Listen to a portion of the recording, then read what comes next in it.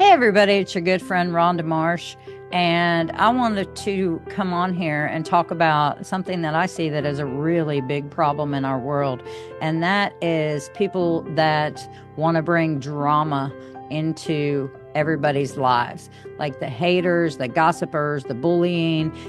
I thought that we are all adults. I thought this was something that is supposed to be left behind when you get out of high school, but apparently not. Apparently, we are seeing more adults do this than we are kids, and that's very, very sad. I see so many adults on social media bullying people, gossiping on people, hating on people, putting their description of what they think that, as if it matters. The only person's opinion that matters is God's opinion. That's it. And if you call yourself a Christian, to be a Christian means to be Christ-like. Okay? Do you think that Jesus would go around and be gossiping about this person's life or that person's mistake or this person's sin? No. He is not going to do that. Do you think on your day of judgment, he's going to call people in and say, hey, tell me what you think about Rhonda before he makes his judgment? No, he's not going to do that. That is absolutely absurd. But I see so many people out there thinking that they sit at the right hand of the Father and they got hired by Jesus to, be in the judgment department. That is crazy. Those people are esteeming themselves as if they have the right to, and they don't. I must have missed the memo on that, because I see people on social media and they have all these Christian memes. All these Christian memes about Jesus and loving everybody, but they're not walking the walk. They're not talking the talk. They are just talking. Actually, they are defying really what they are saying of who they are. And, I found myself in this situation a couple weeks ago. Somebody came to me and they were like, I heard all this stuff and, blah, blah, blah. And I was like, what are you talking about? This was a person I didn't even know very well. It was about a situation that I was not involved in at all. And I found the old me wanting to rise up and defend myself against what? Against something that I didn't even have any part of. And so I kind of had to stop myself. And I was like, you're being tested. You are rising up to defend yourself. Now in Proverbs 26:4, it says, do not answer a fool according to his folly, lest you become like him. And what I found myself was answering this fool. And I had to quickly remember that Jesus says, I don't have to do that. I don't have to answer to anybody but God. I don't care how bad your past is, how many mistakes you've made, how much shame you have, how much guilt that you have, how much, whatever.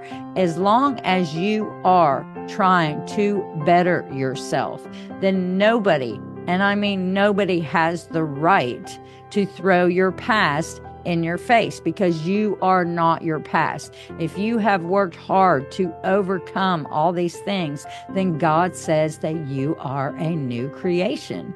And I embrace that. I am a new creation. So, here's the thing about haters, is haters hate to see you winning. When you're winning, oh, they can't stand it. Haters motivate me. They really do. They make me want to go out and just push and push and push to do better and better and better, because I'll give them something to talk about and it won't be the old me. And, I'm going to also include you in on something else. If you are sitting at a table of gossipers and you're around a bunch of gossipers, or you work with gossipers and they call you your friend and they are talking about everybody else and they're like, hey, did you hear about this? Hey, did you hear about that? Did you hear about so-and-so? Did you hear about what? Oh, hey, girl, when they see you. Those are not your friends. I promise you, when you get up from the table, you will be the next topic of discussion. Okay. Those are not real friends. Okay. Those are toxic, dramatic people that thrive off of drama that you really do need to step away from. When somebody approaches me about somebody I know and they're like, hey, did you hear this? I don't know. I don't want to hear it. Okay. That has nothing to do with my life. It doesn't affect my life unless they're saying, hey, this person needs help. That's a little bit of a different story if they're coming in a concerning way. But if they're coming and they're just like laughing at that person's downfall, it doesn't affect my life. And I don't want it. I don't want anything to do with it. So, know that if they're talking about everybody else, they are also talking about you. Know who your real friends are. Get away from those type of people. You do not have to defend yourself to anybody. Listen when I tell you, you do not have to defend yourself to anyone. The only person that you have to answer to is God, and that's it. It only matters what God thinks of you.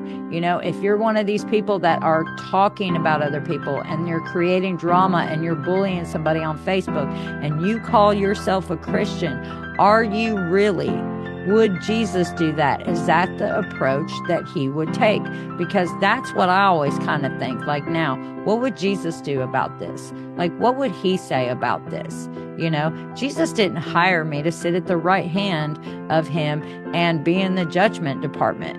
He didn't hire anybody else to do that, people. So, don't fall into that trap of constantly feeling like you have to defend yourself. The best thing that you can do is to walk away from that situation, because you don't owe anybody anything except for God. That's it. That's the only person that you owe any type of explanation to, and you don't even have to explain it to him, because he already knows your situation. He created you. He already knows what mistakes we're going to make, what we're going to do. I've taken my mistakes and I've decided to turn them around for good. I've decided to use all the things that I felt ashamed of, guilty of, and I've decided to help other people and be a better person. And that's why I do these videos. That's why I'm writing a book, because I'm going to take everything that was meant for my bad and I'm going to allow God to use it for his glory, to help other people, to tell you that you are valuable. Yes, you are valuable.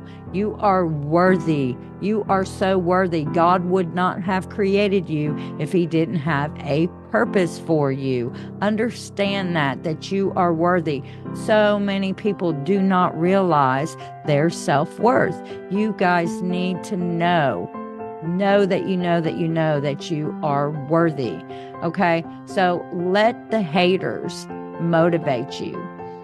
Be who you want to be. And it's your decision to get away from those type of people and protect your peace at all costs, and to have peace on purpose. Peace on purpose means making a choice to have that peace. So make the right choice.